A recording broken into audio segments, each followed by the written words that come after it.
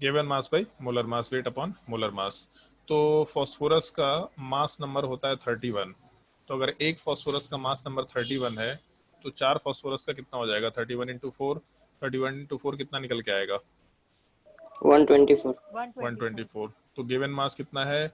92.9 ग्राम के बराबर, और मोलर मास कितना हो जाएगा? 124 ग्राम के बराबर। तो यहाँ से नंबर ऑफ मोल्स निकल के आ जाएगा। ठीक है। अब उसके बाद क्या पूछा है? Also determine the number of atoms and molecules. तो नंबर ऑफ एटम्स निकालने बोला, मतलब नंबर ऑफ स्पीसीज निकालने बोला। तो नंबर ऑफ स्पीसीज में अगर पहले मॉलिक्यूल कैलकुलेट करें तो number of molecule is equal to number of moles of P4 into, आराम से एवोगाड्रो नंबर से मल्टीप्लाई कर सकते हैं। मतलब ये जो भी वैल्यू आया number of moles of P4 वाला पार्ट, ये जो भी हम लोग के पास वैल्यू आया है इस नंबर ऑफ मोल्स वाले पार्ट में हम लोग आराम से एवोगाड्रो नंबर 6.022 इंटू 10⁻23 से मल्टीप्लाई करके नंबर ऑफ मॉलिक्यूल्स निकाल सकते हैं। और उसके आगे बोला है नंबर ऑफ एटम्स निकालने।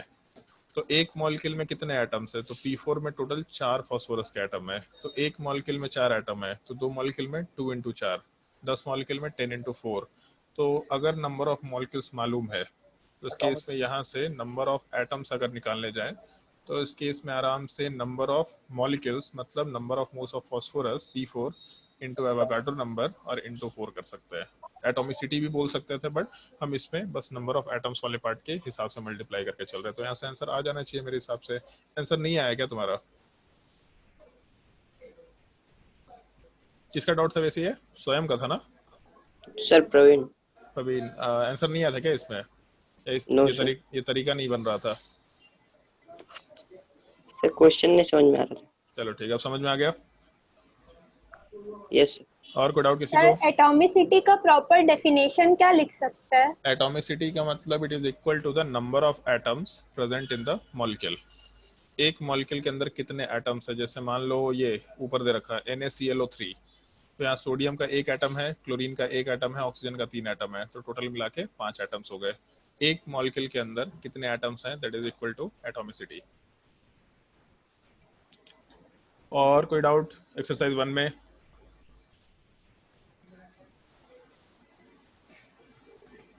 जल्दी बताओ भाई, और कोई डाउट एक्सरसाइज 1 में?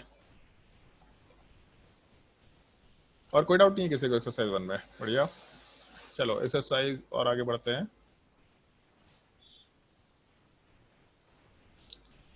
उसके बाद क्वेश्चन नंबर 14 तुम लोग को शायद होमवर्क नहीं दिया था ना?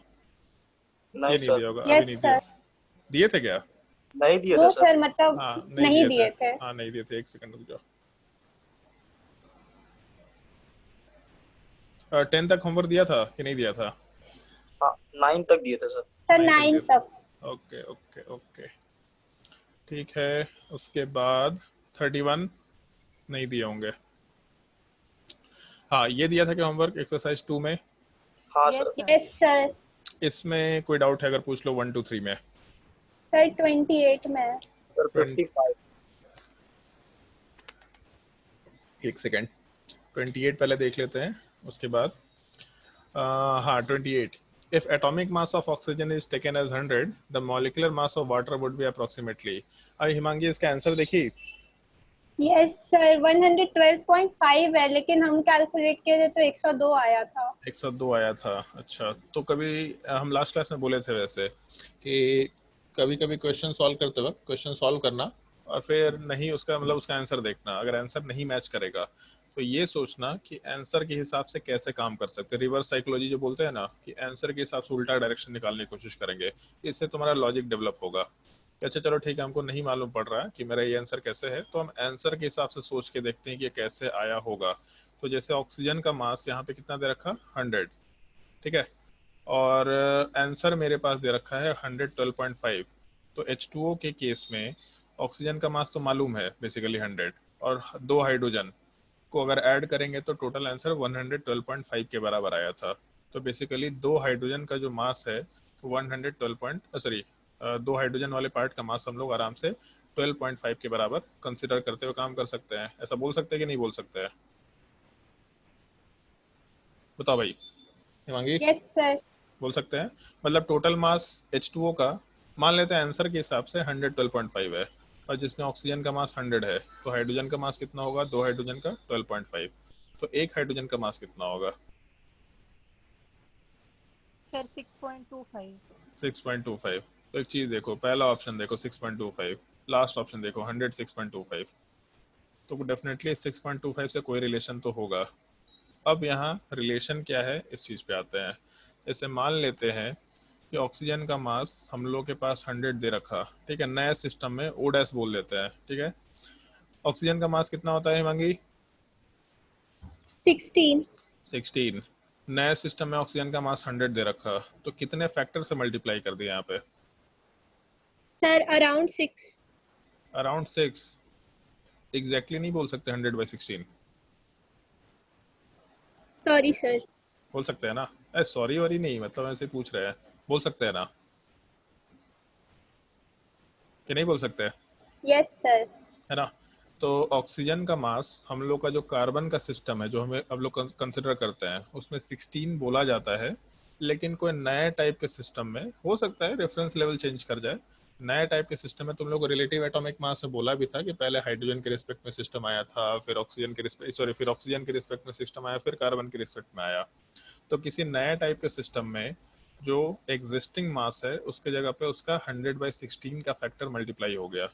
तो हाइड्रोजन को जब नए सिस्टम में डालेंगे तो पहले मास 1 था, तो नए सिस्टम में 100/16 के फैक्टर से मल्टीप्लिकेशन हो जाएगा, मतलब हाइड्रोजन वाले पार्ट का जो मास है वो 100/16 के बराबर नए सिस्टम में निकल के आना चाहिए। और 100/16 को जब कैलकुलेट करेंगे तो नियर अबाउट 6 तो आएगा, बेसिकली 6.25 आएगा, कैलकुलेशन करके देख लेना। तो जो नया सिस्टम है उसमें ऑक्सीजन का मास अगर 100 है तो हाइड्रोजन का मास 6.25 हो जाएगा।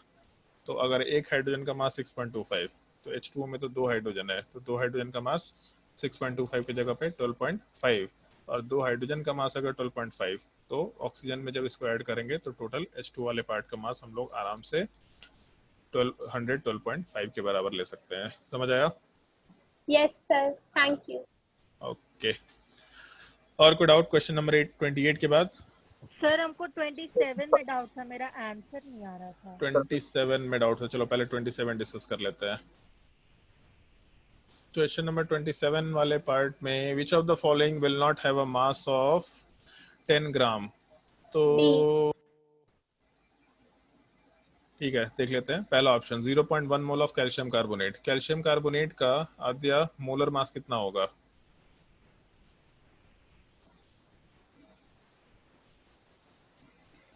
बताओ भाई, मोलर मास कितना होगा कैल्शियम कार्बोनेट का? ये तो कैलकुलेट करके रखा होगा ना, आंसर में डाउट कैसे है?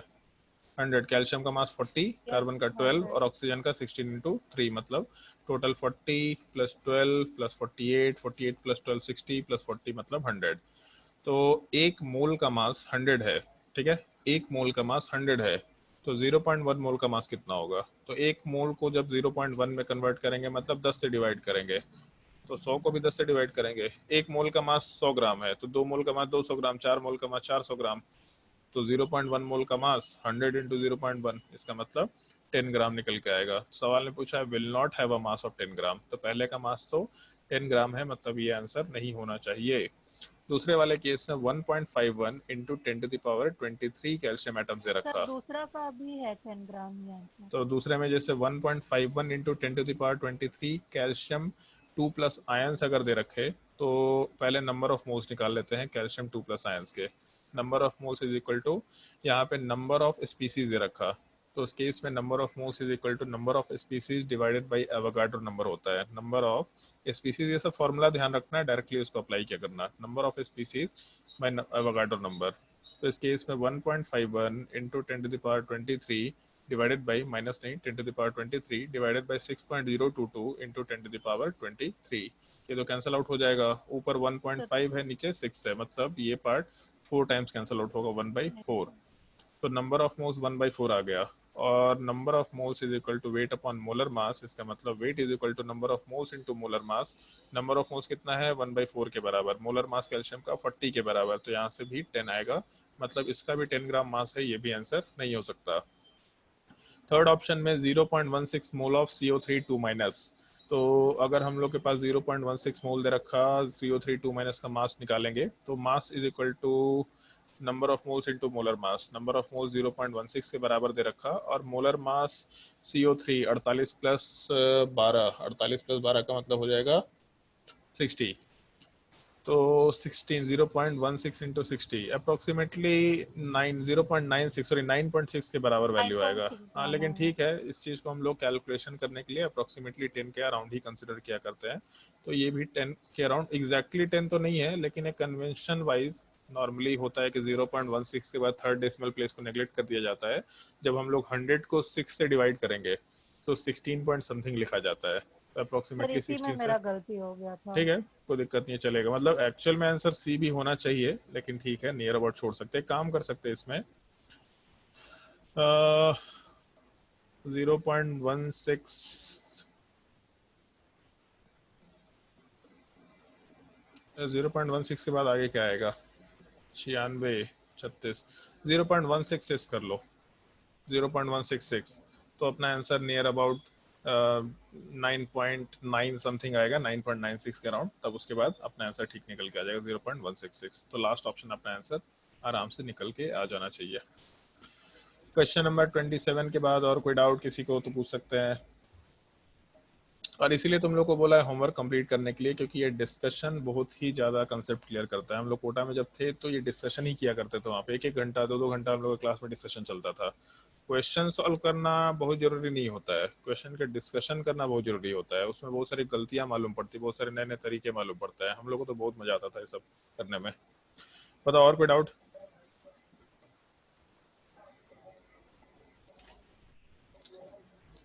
फोर्टी टू 43 में कोई डाउट? 48 51 में कोई डाउट? 52 53 54 55 56 में कोई डाउट? 55 सर। 55 क्वेश्चन नंबर 55 वाले पार्ट में ऐसा मेंशन किया है, एक मिनट, क्वेश्चन नंबर 55 जगह कहीं खाली है, हाँ ठीक है। क्वेश्चन नंबर 55 वाले पार्ट में ऐसा कुछ मेंशन किया है कि a gaseous mixture contains CO2 and N2O in 2:5 ratio of mass. The ratio of number of molecule of CO2 and N2O. तो जैसे एक पॉइंट थोड़ा ध्यान रखना, ठीक है, जब भी कभी मास रेशियो देगा ना, तो जो मास रेशियो देगा उसी को मास मान लिया करना है। क्वेश्चन सॉल्व करने का एक तरीका होता है कि मेरे पास क्वेश्चन में मास रेशियो 2:5 दे रखा, तो इसका मतलब अगर हम लोग मास के टर्म में कैलकुलेशन करें तो हम लोग मास ऑफ CO2 वाले पार्ट को 2 ग्राम लेके चल लेंगे और मास ऑफ N2O वाले पार्ट को हम लोग आराम से 5 ग्राम के बराबर लेके चल लेंगे। ये कैलकुलेशन का एक कन्वेंशन माना जाता है, जो मास रेशियो दिया उतना ही मास मान लो, सिंपल, ज्यादा दिमाग नहीं लगाने का है। तो अगर यहाँ से, हाँ बोलो सर, मतलब अगर जैसे मैथ्स में जैसे करते हैं, मतलब 2:5, तो हाँ। 5 7x इज इक्वल टू, मतलब दोनों का ऐड कर दे, ऐसे होगा? दोनों को ऐड करके क्या कर पाएंगे हम लोग? दोनों को ऐड करने से अपना काम चलेगा क्या? x मान के काम कर सकते हैं कि एक का मास 2x है, दूसरे का मास 5x है, तो भी सेम ही चीज आएगा, कोई फर्क नहीं आने वाला है। ऐड क्यों करना है? ऐड करने की जरूरत है क्या यहाँ पे अपने को? ऐड किया जा सकता है, बट ऐड करने का कोई फायदा होगा तब तो ऐड करेंगे ना, है कि नहीं? अब सवाल में बोला क्या है, the ratio of number of molecules of CO2 and N2O। Number of molecules का रेशियो निकालना है, तो नंबर ऑफ मॉलिक्यूल्स का रेशियो निकालने के पहले नंबर ऑफ मोल्स का रेशियो निकालना पड़ेगा। तो number of moles of CO2 is to number of moles of, अगर N2O निकाले तो CO2 का मास 2 ग्राम के बराबर है, N2O का मास 5 के बराबर मान के चले थे। Number of moles is equal to weight upon molar mass. तो CO2 का मोलर मास कितना हो जाएगा Anshul? Sir CO2 sir 18 CO2 का, नहीं सॉरी सर, 18 44 ठीक है 44। और N2O वाले पार्ट का मोलर मास 40। भांग खा के आया क्या भैया? 44 N2 वाले पार्ट में 44, ठीक है। तो दोनों का जो मास नंबर है वो एग्जैक्टली सेम है, तो जो रेशियो है अगर वो निकाले नंबर ऑफ मोल्स का, तो ये 44 तो वैसे भी कैंसिल आउट हो जाएगा। चलो अभी के लिए हम इसको कैंसिल आउट नहीं करते, छोड़ देते हैं, ये रेशियो वैसे कैंसिल आउट हो जाएगा बट छोड़ देते हैं। तो अभी भी रेशियो 2:5 की ही टर्म में चल रहा है, बट निकालना क्या अपने को, नंबर ऑफ मॉलिक्यूल्स। तो मॉलिक्यूल्स ऑफ CO2 अगर हम लोग कंसिडर करें is two molecules of N2O। तो नंबर ऑफ मोल्स से नंबर ऑफ मॉलिक्यूल्स में जाएंगे तो Na से मल्टीप्लाई करते हैं, तो basically 2 divided by 44 into Avogadro number is to 2 divided by 44 sorry 5 divided by 44 into Avogadro number. तो यहाँ से एवोगाड्रो नंबर कैंसिल आउट हो हमारी गया, ये कैंसिल आउट हो गया, आंसर 2:5 वापस से निकल के आ गया। इसका मतलब जो मास का रेशियो था एग्जैक्टली वही नंबर ऑफ मॉलिक्यूल्स का रेशियो हो गया, क्योंकि यहाँ पे दोनों का मोलर मास सेम है। तो मोलर मास सेम है तो इसीलिए सारा वैल्यू सेम निकल के आ गया। समझ आया? तो इसमें हाँ जैसे 7x मतलब 2x plus 5x is equal to 7x, 7x की जरूरत ही नहीं है हम लोगों को, तो इसीलिए उसको करने की जरूरत नहीं। हाँ अगर 2x मानते तो 2x यहाँ पे 5x, फिर यहाँ पे 2x by 44, 5x by 44, x cancel out ही होना है। इसीलिए मास का रेशियो जो देगा सीधा उसको मास कंसिडर कर लिया करना, अपना आंसर आराम से निकल के आ जाएगा। और कोई डाउट किसी को? सर 61। 61, एक मिनट।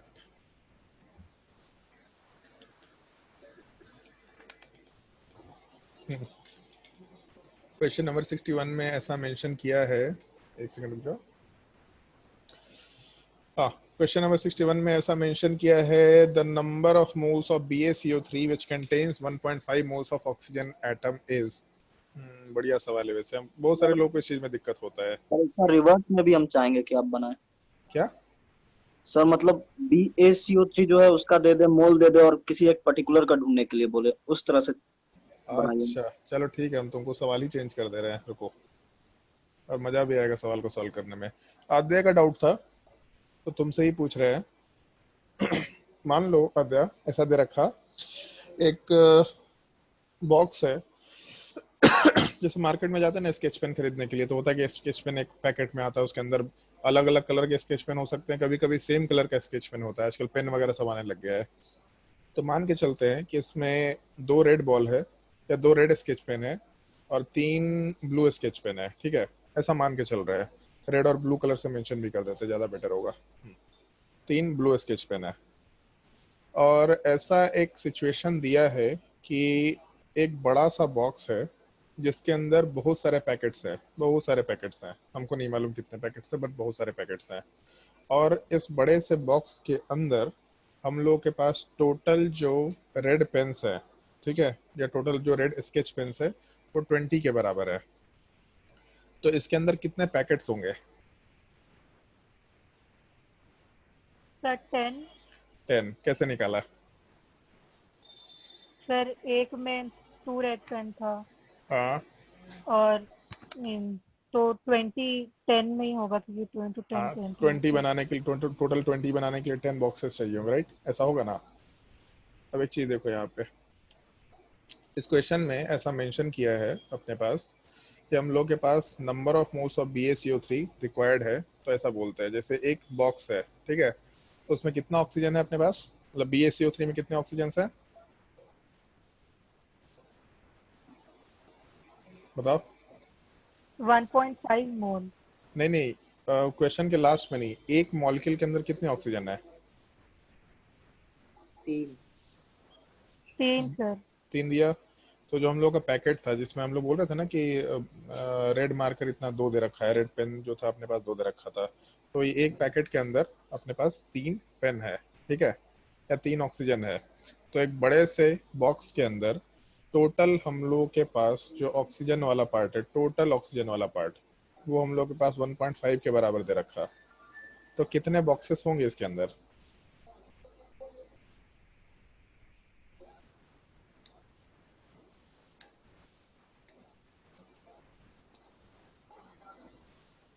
बताओ।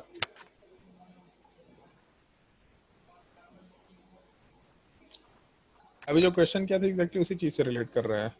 एक पेन मतलब एक पैकेट था जिसके अंदर 2 रेड पेन थे, एक बड़े से बॉक्स के अंदर टोटल 20 पेन्स मिले हम लोग को, टोटल 20 रेड पेन। 0.5 है। मतलब ये जो सवाल था कि एक बॉक्स के अंदर या एक पैकेट के अंदर टोटल 2 रेड पेन थे, तो टोटल बड़े बॉक्स के अंदर अगर 20 रेड पेन है तो कितने पैकेट्स होंगे? तो टोटल पैकेट्स बोला तुमने 10 के बराबर। तो एक बॉक्स के अंदर 3 ऑक्सीजन है या एक पैकेट के अंदर 3 ऑक्सीजन है, तो बड़े से बॉक्स के अंदर अगर टोटल 1.5 ऑक्सीजन है या 1.5 मोल है बेसिकली, यहाँ पे 1.5 तो है भी नहीं, 1.5 इंटू 6.022 इंटू समथिंग है। तो टोटल अगर बॉक्स के अंदर, या हम इसको और सिंपल कर देते हैं, 1.5 छोड़ो, हम यहाँ पे 15 ले लेते हैं। एक पैकेट के अंदर 3 ऑक्सीजन है और एक बॉक्स के अंदर 15 ऑक्सीजन है, तो इस केस में कितने इस बॉक्स के अंदर पैकेट्स रहे होंगे? सर 5। 5। तो अगर यहाँ पे 15 के जगह पे 1.5 होता तो कितना हो जाता? सर 1/2। 0.5 ले लेते, हाँ। है ना?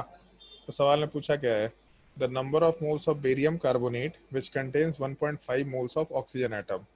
एक बड़े से सैंपल के अंदर 1.5 मोल ऑक्सीजन एटम है, तो इसको बनाने के लिए कितना बेरियम कार्बोनेट चाहिए होगा, गिवन दैट एक बेरियम कार्बोनेट में 3 ऑक्सीजन के मॉलिक्यूल्स है या 3 ऑक्सीजन के एटम्स हैं।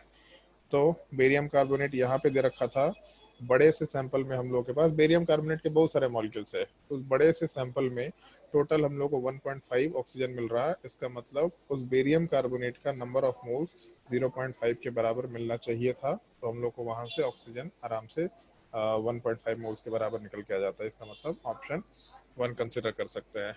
समझ आया सवाल? नहीं आया होगा तो फिर से पूछ लेना, कोई दिक्कत नहीं है। नहीं सर, आ गया। सर इसको सॉल्व करने पर 0.32 आया था, तो सर हम 0.5 अज्यूम नहीं करेंगे नहीं क्योंकि नहीं, सर वो जीरो आसपास। 0.32 कैसे आया था ये बताओ? सर पहले हम वो फॉर्मूला लगाए थे कि number of moles equal to, और सर मास गिवन को x ले लिए थे और बाय मोलर मास, तो सर एक सेकंड उससे एक x सेकंड का एक सेकंड वैल्यू। एक सेकंड एक सेकंड एक सेकंड रुक जाओ। Number of moles is equal to weight upon molar mass, है ना? और मास को x मान लिया था, ठीक है? नहीं सर, वेट को x लिए थे। वही मतलब वेट और मास एक ही हाँ चीज यस बोला सर। जाता है, हाँ ठीक है। हाँ x ले लिया, और नीचे मोलर मास वाला पार्ट 3 × 16। 3 × 16 कर लिए, ओके ठीक है। तो और सर इससे x का और यहाँ पर number of moles equal to 1.5 है। Number of moles is equal to 1.5 है, तो यहाँ से x is equal to 1.5 into 3 into 16 कर सकते हैं ऐसा? यस ये सर, ये ये 72 गलती आएगा। ये गलती किया है यहाँ पे। ये सवाल में अगर ऑक्सीजन एटम का मास, सॉरी ऑक्सीजन एटम का नंबर ऑफ मोल्स 1.5 के बराबर दे रखा, तो हम लोग जिसके नंबर ऑफ मोल्स की बात करते हैं उसी का वेट लेते हैं और उसी का मोलर मास लेते हैं। तो अगर ऑक्सीजन एटम का नंबर ऑफ मोल्स दिया तो ऑक्सीजन एटम का मास लेंगे और ऑक्सीजन एटम का मोलर मास लेंगे, मतलब number of moles 1.5 will be equal to, mass मान लेते हैं x है, टोटल ऑक्सीजन का मास x के बराबर है, ठीक है? पूरे बेरियम कार्बोनेट के अंदर टोटल ऑक्सीजन का मास x के बराबर है। एक ऑक्सीजन एटम का मास कितना है, तो 16 के बराबर, तो यहाँ से 1.5 moles of oxygen atom will be equal to mass of oxygen atom divided by molar mass of oxygen atom। यहाँ से x निकालना है, ना कि 3 से यहाँ मल्टीप्लाई करना होगा। हाँ ये चीज है, ये भी एक तरीका निकाल सकते हैं, ये भी ठीक ठीक तरीका है, बस इसमें थोड़ा सा एरर हो गया कैलकुलेशन में। अदरवाइज एक अच्छा तरीका होगा कि नंबर ऑफ मोल्स वाले पार्ट से हम मालूम कर ले कि ऑक्सीजन का मास टोटल कितना है। तो ऑक्सीजन का मास टोटल कितना निकल के आएगा, तो x जो ऑक्सीजन का 24। टोटल मास है 1.5 इंटू 16 के टर्म में, और 1.5 इंटू 16 करेंगे तो 24 ग्राम निकल के आएगा, ठीक है? अब ऐसा बोला कि, लेकिन उससे कोई फर्क नहीं पड़ रहा, फिर वो बहुत लंबा ही कैलकुलेशन हो जाएगा एक्चुअल में। जैसे ऐसा बोला कि बेरियम कार्बोनेट के अंदर जितना ऑक्सीजन था उन सारे ऑक्सीजन के मास को रिलेट कर दिया यहाँ से, ठीक है? रिलेट कर सकते हैं, कोई दिक्कत नहीं है। लेकिन इस मास को फिर हम लोग बेरियम कार्बोनेट के मास से जब रिलेट करेंगे, तो लास्ट क्लास में कैलकुलेशन बताया था कि 1 मॉलिक्यूल लें या 10 मॉलिक्यूल लें, मास का रेशियो सेम होगा। तो बेरियम कार्बोनेट में अगर हम लोग मास का रेशियो कंसिडर करें तो फिर पहले मास का रेशियो निकालना पड़ेगा, फिर नंबर ऑफ मोल्स से उसको रिलेट करना पड़ेगा, वो ज़्यादा लंबा कैलकुलेशन हो जाएगा। अगर जैसे तुम लोगों को जो फॉर्मूला बताया था, number of moles is equal to weight upon molar mass, number of moles is equal to number of species divided by Avogadro number. अगर सवाल में नंबर ऑफ स्पीसीज दिया है और हम लोगों को क्वेश्चन सॉल्व करने के लिए मास में रिलेशन निकालना है, तब उस केस में नंबर ऑफ मोल्स वाले पार्ट में मास के थ्रू जाया करो। बट अगर सवाल में एक जगह नंबर दिया है और दूसरी जगह भी नंबर निकालने बोला गया है, तो मास वाले पार्ट को इन्वॉल्व मत किया करो, डायरेक्टली कैलकुलेशन किया करो। जैसा अभी बताया कि यहाँ वाले पार्ट में 1.5 मोल ऑफ ऑक्सीजन एटम बनाने के लिए कितना बेरियम कार्बोनेट चाहिए, तो एक मॉलिक्यूल में 3 ऑक्सीजन है, तो 2 मॉलिक्यूल में 2 into 3 हो जाएगा, 3 मॉलिक्यूल में 3 into 3 हो जाएगा, तो x मॉलिक्यूल में x into 3 हो जाएगा, और ये चीज है 1.5 मोल्स के बराबर। तो इसका मतलब x इज इक्वल टू 1.5/3, मतलब 0.5 मोल्स आराम से निकल के आ जाएगा अपने आंसर में। ये कैलकुलेशन करने का तरीका होगा, मास को इसमें इन्वॉल्व मत करना, काफी लंबा और टीडियस प्रोसेस होगा। और उसमें भी एक गलती कर दिया तुमने, 16 into 3 वो नहीं करना था। जिस स्पीसीज का मास देता है, जिस स्पीसीज का मोलर मास होता है, उसी का नंबर ऑफ मोल्स निकलता है। तो अगर सवाल में number of moles oxygen atom का दिया, तो हम लोग मास भी इसी का लेंगे, मोलर मास भी ऑक्सीजन एटम का लेंगे, ना कि मोलर मास यहाँ के 3 ऑक्सीजन वाले पार्ट का लेंगे। ठीक है, ध्यान रखना थोड़ा इस चीज का। और कोई डाउट किसी को? अगर इसमें डाउट होगा तो एक और यहीं के आजू बाजू एक और क्वेश्चन होगा शायद से, उसमें भी डाउट होना चाहिए। क्वेश्चन नंबर 60 में डाउट कैसे नहीं हो? ज्यादा भारी सवाल है। सर 60 तो बन गया था। हाँ, मतलब 60 एक्चुअल में ज्यादा डिफिकल्ट सवाल है एज कम्पेयर टू 61। सर 60 तो बन गया था। सर अच्छा। 60 बन गया था, डी होगा उसका। 60 बन गया था तो 61 में डाउट आ गया तुम लोगों को? 61 में ऑक्सीजन को ही रिलेट किया है केवल सर उसमें भी मॉलिक्यूल तो से। सेम फॉर्मूला लगाए थे, उससे बन गया था। क्या से मास वाला यस सर। बन गया था, वो एक चांस था, बट अदरवाइज थोड़ा गड़बड़ चीज है। वो सर मेरा किस्मत अच्छा था। हाँ ठीक है, कोई बात नहीं, लेकिन हाँ ठीक है, सिंपल तरीके से, इसीलिए हम बोलते हैं डिस्कशन करना होता है ताकि गलती का थोड़ा अंदाजा लगे। जैसे सवाल में ऐसा बोला, a sample of ammonium phosphate, जो भी फॉर्मूला दे रखा, contains 3.18 mole of hydrogen atoms, the number of moles of oxygen atom in the sample is. इस सवाल को हम दूसरे फॉर्मेट में फ्रेम करने की कोशिश कर रहे हैं। ठीक है, जैसे अभी जो तरीका बताया था कि एक बॉक्स है, उस बॉक्स के अंदर हम लोग के पास मान लेते हैं 2 ब्लू बॉल है, और उसके अलावा हम लोग के पास 3 रेड बॉल है। ठीक है, एक ये सवाल दे रखा। फिर ऐसा पूछा है कि एक बड़े से बॉक्स के अंदर बहुत सारे छोटे छोटे बॉक्सेस हैं, और इस बड़े से बॉक्स के अंदर हम लोग के पास टोटल 30 ब्लू बॉल है। मान लो ऐसा सवाल में दे रखा कि हम लोग इस बड़े से बॉक्स के अंदर 30 ब्लू बॉल एग्जिस्ट कर रहे हैं। तो अगर 30 ब्लू बॉल एग्जिस्ट करेंगे, तो सवाल पूछने का तरीका हम थोड़ा चेंज कर रहे हैं। सवाल ने बोल दिया 30 ब्लू बॉल है, तो पूछेगा कि कितने रेड बॉल्स हैं, ये सवाल है। मतलब एक छोटे से बॉक्स के अंदर, एक छोटे से पैकेट के अंदर 2 ब्लू बॉल और 3 रेड बॉल थे, और उन सब बॉक्सेस को हम लोग एक बड़े से कार्टून के अंदर डाल दिए, जिसके अंदर हम लोग को टोटल 30 ब्लू बॉल मिल रहे थे। तो रेड बॉल कितने मिलेंगे, ये कैलकुलेशन करना है। सोच के देखो रेड बॉल कितने मिलेंगे। सर 45। 45 सिंपल सा कैलकुलेशन है, बस सोच के देखो, नॉर्मल, बस यूनिटरी मेथड है, ज्यादा कुछ दिमाग भी नहीं लगाना है इसमें। तो जैसे दिख रहा है हम लोगों को कि एक बॉक्स के अंदर 2 ब्लू बॉल है। ठीक है, तो एक बॉक्स के अगर 2 ब्लू बॉल है, तो टोटल 30 बॉल बनाने के लिए हम लोग को 15 छोटे छोटे पैकेट चाहिए होंगे। ऐसा हम लोग आराम से बोल के काम कर सकते हैं, 15 छोटे छोटे पैकेट चाहिए। तो बेसिकली मालूम पड़ गया कि टोटल इस बड़े से सैंपल के अंदर या बड़े से कार्टून के अंदर 15 बॉक्सेस हैं। ये हम लोग का सिंपल सा कंसेप्ट है।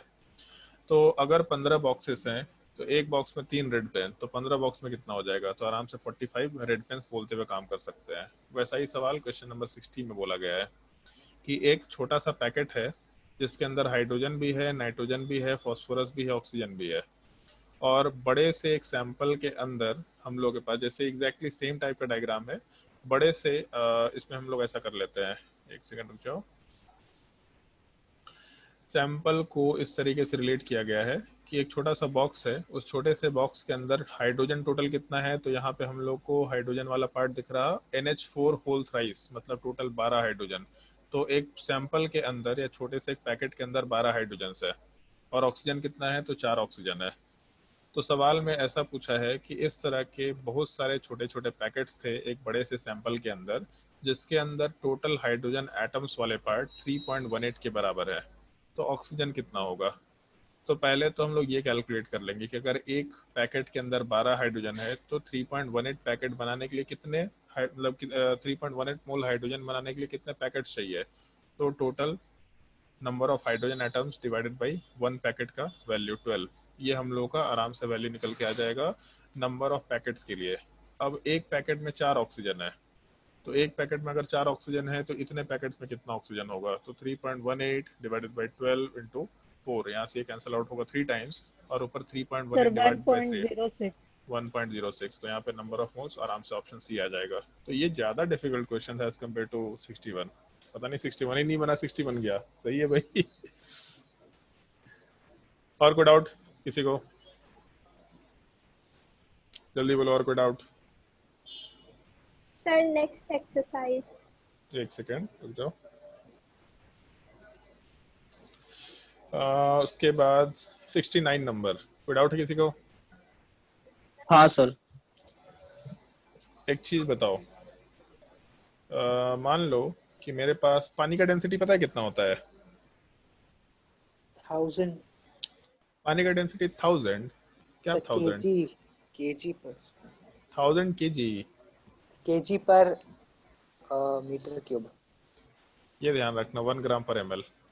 ठीक है, मान लो हम लोग 2 कंटेनर लेके चल रहे हैं। एक के अंदर हम लोगों का 1 किलोग्राम मास है, दूसरे के अंदर भी 1 किलोग्राम मास है। पहले का डेंसिटी कितना हो जाएगा? वाटर ही है सैंपल में, मतलब बॉक्स से दोनों में वाटर डाल रखा है, तो पहले का डेंसिटी 1 ग्राम पर ml हो जाएगा, दूसरे का डेंसिटी कितना हो जाएगा? 1 ग्राम पर ml। ठीक है, इसमें तो कोई वेरिएशन नहीं होने वाला। इन दोनों को मिला देते हैं, एक बड़े से बॉक्स में कन्वर्ट कर देते हैं, टोटल मास 2 kg हो जाएगा। तो इसका डेंसिटी कितना होगा?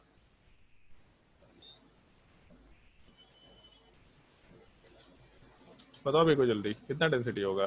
Sir 2 into 1 gram per ml। Sir वही 1 ग्राम होगा।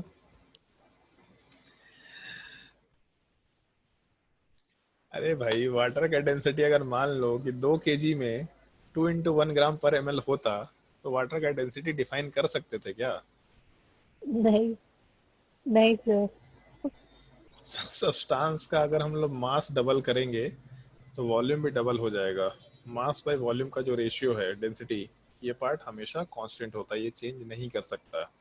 तो अगर 2 पार्ट्स को एड अप करेंगे तो होगा क्या, हम उस चीज़ को डिस्कशन कर लेते हैं। जैसे मान लो कि यहाँ पे हम लोगों का मास वाला जो पार्ट है वो दे रखा है 1 ग्राम के बराबर, सॉरी 1 किलोग्राम के बराबर। तो 1 किलोग्राम का मतलब हो जाएगा वॉल्यूम वाला पार्ट 1 लीटर आएगा, दूसरे वाले केस में वॉल्यूम वाला पार्ट 1 लीटर आएगा। तो मास टोटल जब दोनों को ऐड करेंगे तो 2 किलोग्राम के बराबर, और वॉल्यूम टोटल हम लोग के पास 2 लीटर के बराबर। तो 1 ग्राम पर ml बोलो या 1 किलोग्राम पर लीटर बोलो, दोनों ही टर्म चलता है, कोई दिक्कत नहीं है। तो इस केस में final density will be equal to total mass 2 kilogram divided by total volume 2 litre. तो यहाँ से 1 किलोग्राम पर लीटर, यही वैल्यू निकल के आना है। तो मास जब चेंज करेंगे तो इस केस में टोटल वॉल्यूम वाला पार्ट भी चेंज हो जाता है। Final mass by final volume, यहाँ से डेंसिटी कैलकुलेट किया कर सकते हैं, ये चीज़ ध्यान रखना है। इनफैक्ट जब भी 2 सब्सटेंसेस को मिक्सअप भी करते हैं तो मिक्सअप करते वक्त डेंसिटी को ऐड नहीं कर सकते कभी भी। ऐसा नहीं कि एक का डेंसिटी डी है, दूसरे का मतलब D1 है, का दूसरे का डेंसिटी D2 है, तो final density D1 plus D2। Final density is always equal to weight final, मतलब mass final divided by volume final. Chemistry में हम लोग मास वॉल्यूम को सेम चीज मान के चलते हैं, फिजिक्स में मास और वेट का सॉरी मास और वेट को सेम चीज मान के चलते हैं। फिजिक्स में मास का मतलब अलग चीज होता है, और वेट का मतलब जब उसको हम लोग ग्रेविटी वाला जो जी होता है उससे मल्टीप्लाई करते हैं तो वहां से हम लोग का वेट निकल के आता है। बट केमिस्ट्री में मास बोलेंगे या वेट बोलेंगे, सेम चीज कंसिडर करके चलना। तो final weight divided by final volume की बात करेंगे मान लो अगर, तो यहाँ से डेंसिटी आराम से कैलकुलेट किया जा सकता है।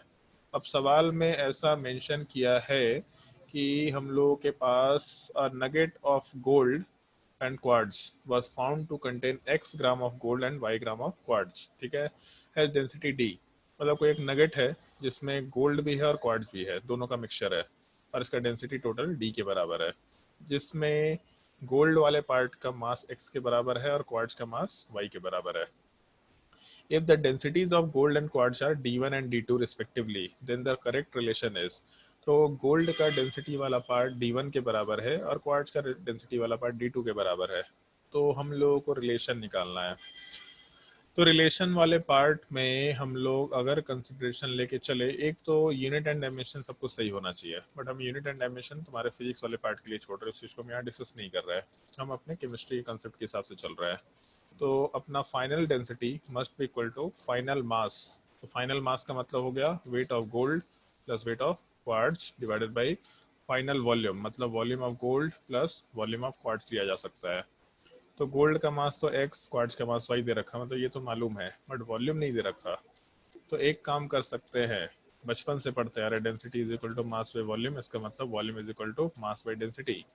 तो अगर मान लो कि हम लोगों को वॉल्यूम ऑफ गोल्ड निकालना होगा तो इसका मास x था, डेंसिटी d1, और अगर हम लोगों को वॉल्यूम ऑफ क्वार्ट्ज निकालना होगा तो इसका मास वाला पार्ट y, डेंसिटी वाला पार्ट d2। तो यहाँ से हम लोगों को वॉल्यूम ऑफ गोल्ड और क्वार्ट्ज निकल के आ गया। तो यहाँ पे हम लोग इस वैल्यू को आराम से पुटअप कर सकते हैं। तो अपना जो आंसर है वो नियर अबाउट ऐसा कुछ आना चाहिए। एक मिनट, अपना जो आंसर है डेंसिटी और नीचे वाले पार्ट में x/d1 y/d2 ऐसा कुछ वैल्यू निकल के आ जाएगा। तो ठीक है, density is equal to x plus Y divided by x/d1 plus y/d2, ऐसा कुछ वैल्यू निकल के आना चाहिए y/d2। ऐसा कहाँ पे ऑप्शन दे रखा है? तो इसके इसमें पहला option x/d1 plus y/d2 is equal to x plus y/d। तो x/d1 प्लस y/d2, अगर इस पूरे पार्ट को उठा के हम लोग लेफ्ट साइड में लेके चले जाएं और d को उठा के नीचे ले आए तो x/d1 plus y/d2 is equal to x plus y/d, मतलब पहला ऑप्शन आंसर होना चाहिए। दूसरे ऑप्शन की बात फिर भी कर लेते हैं, x into d1। x into d1 तो कुछ हो ही नहीं सकता, मास इंटू डेंसिटी कुछ हो ही नहीं सकता, वॉल्यूम इंटू डेंसिटी हो भी सकता है बट मास इंटू डेंसिटी कुछ भी नहीं होता, तो ये तो वैसे ही गलत हो गया। थर्ड ऑप्शन में x/d2, मास गोल्ड का है तो डेंसिटी क्वार्ट्ज का थोड़ा ना अप्लाई कर सकते हैं हम लोग, तो ये पार्ट भी वैसे ही गलत हो गया।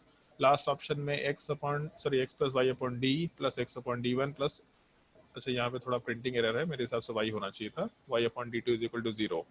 तो अगर पहला रिलेशन सही है तो इसका मतलब यहाँ से आइदर इस पूरे पार्ट में माइनस साइन लगा के दूसरे साइड ले आओ या फिर x प्लस वाई वाले पार्ट को दूसरे साइड ले जाके माइनस साइन में डाल दो, लेकिन प्लस तो तीनों में नहीं हो सकता, ये ऑप्शन भी गलत होगा, ऐसा बोल सकते हैं हम लोग।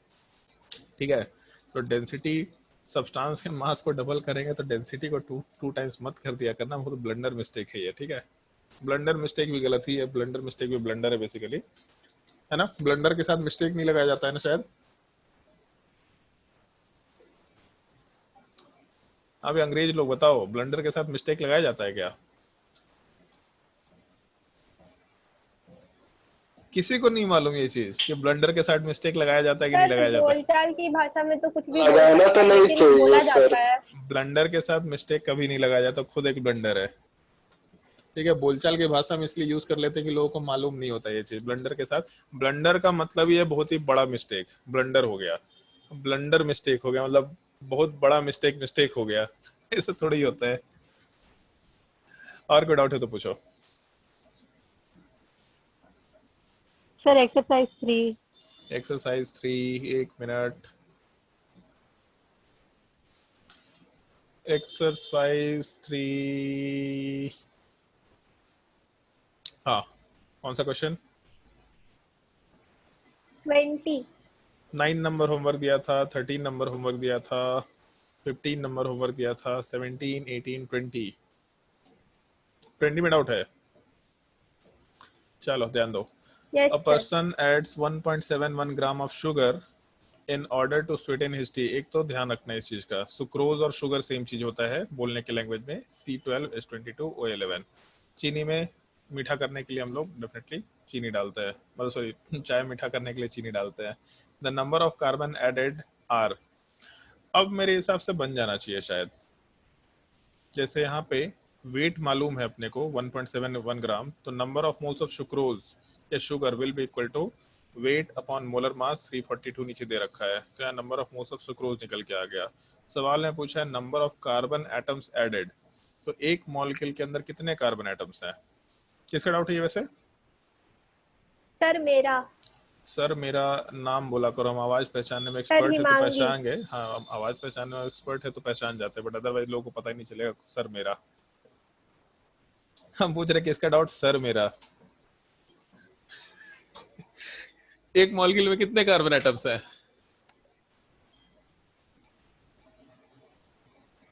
बताओ सर मेरा। सर 12। तो अगर एक मॉलिक्यूल में 12 कार्बन एटम्स हैं तो दो मॉलिक्यूल में कितने होंगे? 2 इंटू 12। एक्स मॉलिक्यूल में कितने होंगे? x into 12। तो इतने नंबर ऑफ मोल्स निकल के आ गए। अच्छा, यहाँ नंबर ऑफ कार्बन एटम्स बोला है, नंबर ऑफ मोल्स नहीं पूछा है। तो नंबर ऑफ मोल से हम लोग पहले तो नंबर ऑफ मॉलिक्यूल्स पे जा सकते हैं, दोनों काम कर सकते हैं। नंबर ऑफ मोल से हम लोग नंबर ऑफ कार्बन के मोल्स पे चले जाते हैं, number of moles of carbon. तो उस केस में 1.71 डिवाइडेड बाई 342 इंटू 12। फिर यहाँ से जब हम लोग नंबर ऑफ एटम्स पे जाएंगे तो number of atoms is equal to number of moles 1.71 divided by 342 into 2 into Avogadro number 6.022 into 10 to the power 22। तो यहाँ से अगर 1.71 से इस चीज को हटा के नीचे 100 डाले तो ये 2 टाइम्स कैंसिल आउट होगा, ये भी 2 टाइम्स कैंसिल आउट होगा। 6.022 into 10 to the power 21 answer आना चाहिए। 6.022 इंटू 10 टू द पावर 21 ऐसा कुछ आंसर आएगा। वैल्यू नहीं दिया ऐसा कुछ। अच्छा सॉरी 12 नहीं यहाँ गलती कर दिया, हम 2 लिख दिए थे। ऊपर वाले पार्ट में 36 के राउंड नियर अबाउट आंसर आ रहा है, मतलब 3.6 into 10 to the power 22। Option 1 answer हो जाएगा। तो वहाँ पे हम 2 से मल्टीप्लाई कर दिए थे, 12 वहाँ पे करना था। और कोई डाउट इसके अलावा? आज जो लोग होमवर्क बना के नहीं आए होंगे सब बोर हो रहे होंगे, क्या चल रहा है होमवर्क में, कुछ समझ आ नहीं रहा, बनाए तो है नहीं। इसलिए होमवर्क बना करके आया करो डिस्कशन में, वरना तुमको तुम्हारा टाइम खराब दिखाई देगा। और जो लोग सॉल्व करके आएंगे उनको मजा आ रहा होगा डिस्कशन करने में। बोलो भाई और कोई डाउट? 22, 25 बताओ भाई जल्दी। No sir. लास्ट क्लास में सारे होमवर्क तो दे चुके थे जो भी काम का था, और आज तो टाइम भी हो गया। चलो एक काम करते हैं और भी कुछ कुछ होमवर्क देते हैं। तुम्हारे जो नीट में जो क्वेश्चन आ रहे हैं उससे रिलेटेड कुछ कुछ होमवर्क देते हैं हम, तो और भी तुमको मजा आएगा, पता चल जाएगा कि नीट लेवल के क्वेश्चन कितने हल्के होते हैं। लेकिन लास्ट क्लास में बोला था कि जब 1 मिनट में सवाल सॉल्व करना होगा तो वही चीज़ हल्का फील नहीं होता है, बहुत भारी फील होता है, गलती करने के चांसेस बढ़ जाते हैं। ये क्वेश्चन नंबर 2 ट्राई कर लेना, बहुत अच्छा सवाल है ये, दिमाग लगा के देखना। और बाकी लोग भी होमवर्क पूरा कंप्लीट कर लेना, 1 वीक में सफिशिएंट टाइम होता है तुम्हारे पास। फिर उसके बाद सर क्वेश्चन नंबर 2। हाँ क्वेश्चन नंबर 2 है क्या? और गूगल मत कर लिया करना क्वेश्चन, ठीक है? ये बहुत ही सिंपल सा एक सजेशन देंगे, गूगल करके कभी भी क्लास में डिस्कशन कर लो, ये ज्यादा बेटर है। गूगल करके आंसर निकालना सही चीज नहीं है। डिस्कशन में 4 चीज एक्स्ट्रा सीखेंगे, गूगल करेंगे तो एक ही चीज सीख पाएंगे, वो भी सीखेंगे नहीं, कॉपी पेस्ट कर लेंगे। क्वेश्चन नंबर 4, क्वेश्चन नंबर 4 के बाद एसटीपी कंडीशन तो तुम लोग को बताया नहीं है। फिर उसके बाद मोल फ्रैक्शन अभी नहीं मालूम।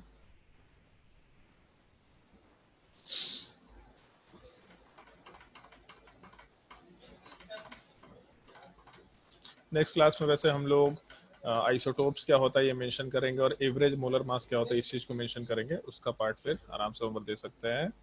Number of moles of KMnO4 ये भी नहीं अभी दे सकते। उसके बाद हाँ ये सवाल अच्छा है, क्वेश्चन नंबर 16 बहुत अच्छा सवाल है।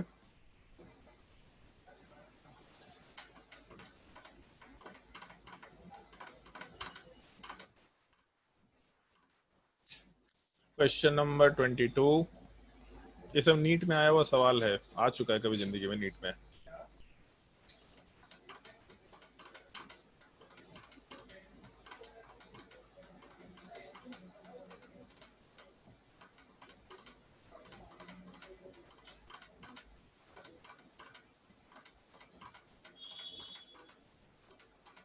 क्वेश्चन नंबर 30,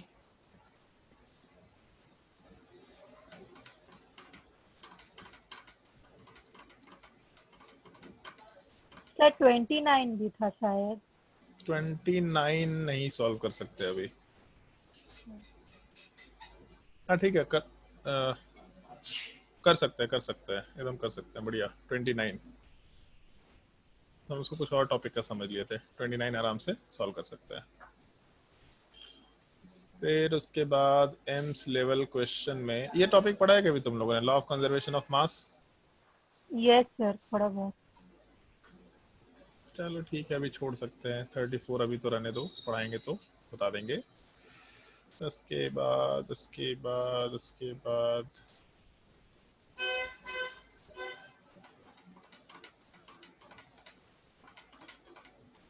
क्वेश्चन नंबर 41,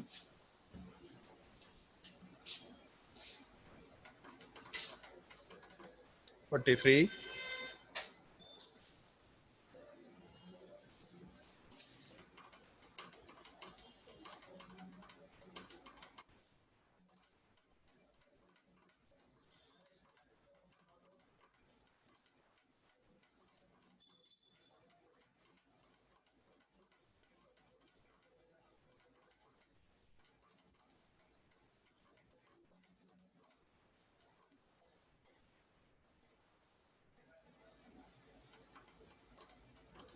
चलो ठीक है, इतने क्वेश्चंस ट्राई करके देखना। इतने क्वेश्चंस नेक्स्ट क्लास के लिए होमवर्क है। नेक्स्ट क्लास में क्या क्या टॉपिक डिस्कस करेंगे वो पहले हम मेंशन कर देते हैं। एक तो एवरेज मोलर मास क्या होता है, सबसे पहले ये डिस्कशन चलेगा। उसके बाद मॉलिक्यूलर फार्मूला क्या होता है, एम्पिरिकल फार्मूला क्या होता है, एम्पिरिकल फार्मूला कैसे कैलकुलेट कर सकती है, तुम्हारे क्लास 9th में भी दे रखा है, तो उस चीज़ का डिस्कशन करेंगे हम लोग। फिर उसके बाद हम लोग एक छोटा सा कंडीशन होता है जो 9th में दे नहीं रखा, एसटीपी कंडीशन। बहुत ज़्यादा डिटेल में डिस्कशन नहीं करेंगे हम, तुमको बोलेंगे फैक्ट तुमको याद रखना है अभी के लिए। कैसे याद रखना है बस ये चीज़ मेंशन करेंगे ताकि कैलकुलेशन आसानी से कर पाए। फिर उसके बाद एक टॉपिक होता है वेपर डेंसिटी, उसका ये फॉर्मूला तुमको याद रखे, उससे रिलेटेड क्वेश्चन सॉल्व करना है, तो हम लोग का ये बेसिक पार्ट पूरा कंप्लीट हो जाएगा। उसके बाद फिर हम लोग आराम से कैलकुलेशंस वाले पार्ट पे आ सकते हैं। इधर एक ऑप्शन ये, और दूसरा हम लोग आराम से एटॉमिक स्ट्रक्चर वाले पार्ट पे आ सकते हैं, स्ट्रक्चर ऑफ एटम। फिर उसके बाद जैसे ही तुम्हारा ये चैप्टर जो है हम लोग जैसे ही नेक्स्ट क्लास और उसके नेक्स्ट क्लास का डिस्कशन करेंगे तो तुम्हारा ये चैप्टर नंबर 3 पूरा कंप्लीट हो जाएगा। फिर उसके बाद chapter number 4 structure of atom, उसमें कुछ बेसिक मॉडल्स हैं, रदरफोर्ड मॉडल या फिर प्लम या डाल्टन एटॉमिक मॉडल, वो सब टॉपिक्स के डिस्कशन करने के बाद फिर हम लोग आराम से तो हम लोगों के डिस्कशन में बोर्स मॉडल का डिस्कशन करेंगे। बोर्स मॉडल के डिस्कशन के बाद वैलेंसी क्या होता है, वैलेंस इलेक्ट्रॉन क्या होते हैं, इलेक्ट्रॉनिक कॉन्फ़िगरेशन क्या होता है, उन सब चीज़ों का डिस्कशन करने के बाद कुछ कुछ हाई फाई टॉपिक्स हम पढ़ाएंगे जो तुम्हारे क्लास 9th में नहीं दे रखा होगा। और उन सब टॉपिक्स के पढ़ाने के बाद फिर हम लोग वापस से कुछ ऐसे टॉपिक्स का डिस्कशन करेंगे जो क्लास 9th में होते हुए क्लास 11th का टॉपिक है, जो तुम्हारे एनटीसी के एग्जाम्स वगैरह में फ्रिक्वेंटली पूछा जाता है। फिर अच्छा हाँ, एक कंसंट्रेशन टर्म रह गया। कंसंट्रेशन टर्म क्या होता है इस चीज का डिस्कशन करेंगे, कि नंबर ऑफ मोल्स हम लोगों ने डिस्कस कर लिया है, तो कंसंट्रेशन टर्म हम लोग पहले डिस्कस कर लेंगे ताकि हम लोग के आगे के टॉपिक्स में कंसंट्रेशन टर्म्स को हम लोग आराम से यूज कर पाए। और तब तक के लिए एक और होमवर्क है तुम लोगों का। और अब तक तो वैसे स्कूल में एक चीज बताओ कि स्कूल में चैप्टर नंबर 1 तो हो गया होगा तुम्हारे? Yes sir. Yes sir. Anshul में हो गया? नो मतलब सर। एप्पा में हो गया है, आद्या में हो गया, मतलब चिन्मय में हो गया है। अंशुल तुम्हारे स्कूल में नहीं हुआ है? सर क्या हमसे तुम्हारे स्कूल, हाँ हाँ तुमसे, तुम्हारे स्कूल में हो गया ना? सर वो चैप्टर चल रहा, लास्ट तक पहुंच गया है। ओके, हिमांगी के स्कूल में नहीं हुआ, मतलब डीपीएस में नहीं हुआ है। प्रवीण? सर बस एक फ्लो चार्ट सर मिला हो है गया मेरा मैटर स्कूल का। में। ओके, और रिद्धिमा कौन से स्कूल में है? चिन्मय में। तो तुम्हारे स्कूल में भी हो ही गया है ना? हाँ सर। और अंशुल के स्कूल में हो गया, मतलब स्मृति मिश्रा के स्कूल में हो गया है। बोलो भाई स्मृति। सर फर्स्ट सेकंड दोनों हो गया है। हैं? सही में? हाँ सर, हाफ ईयरली में इतना आने वाला था वो दोनों हो गया। सही है भाई, तो ठीक है। फर्स्ट टॉपिक एक बार तुम लोगों को खुद से रीड करके देखना है, ठीक है? उसको रीड करो, वो तुम्हारा खुद का काम होगा, बहुत ही सिंपल सा टॉपिक है। हम उसका डिस्कशन करेंगे केवल तुम लोगों के साथ, मतलब वो ऐसा टॉपिक है जो तुम्हारे डिस्कशन में कुछ स्पेसिफिक पॉइंट उस टॉपिक से रिलेटेड जो हम लोग थोड़े अच्छे लेवल पे डिस्कस कर सकते हैं, जो थोड़े इलेबोरेटेड वे में डिस्कस कर सकते हैं, कुछ एक्स्ट्रा पॉइंट्स के साथ डिस्कस कर सकते हैं, उन सब चीज़ों का हम डिस्कशन करेंगे। अदरवाइज चैप्टर नंबर 1 केमिस्ट्री का तुमको खुद से कंप्लीट करना है। चैप्टर नंबर 2 भी एक बार रीडिंग करना होगा तुमको, लेकिन उसके मेथड्स को हम एक्सप्लेन करेंगे। उसमें जितने मेथड दे रखे हैं, मेथड्स ऑफ सेपरेशन, उन सब चीजों को हम क्लास में डिस्कस करेंगे तुम्हारे साथ। सर हम लोग का वो चैप्टर ऑलमोस्ट कंप्लीट होने वाला है। Chapter number 2?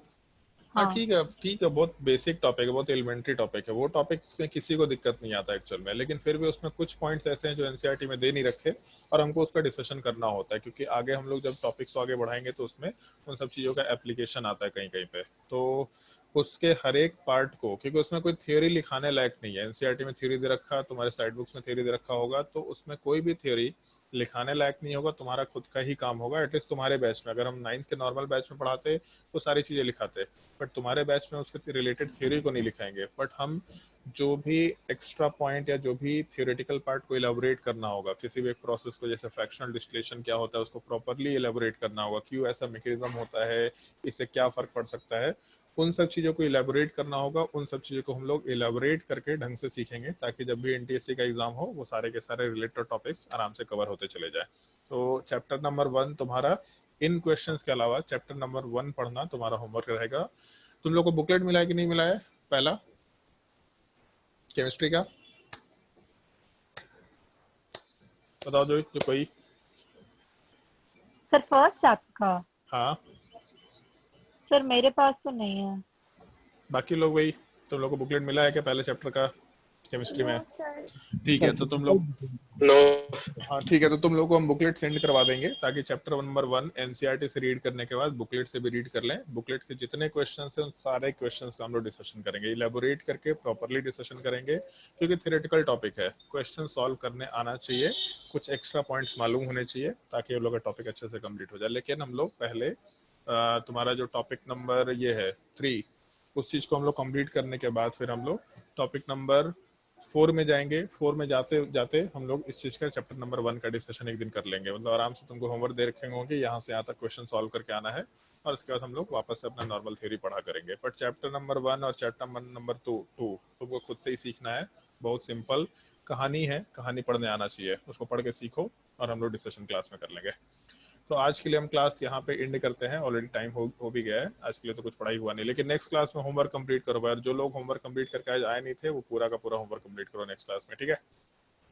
चलो आज के लिए क्लास एंड करते हैं।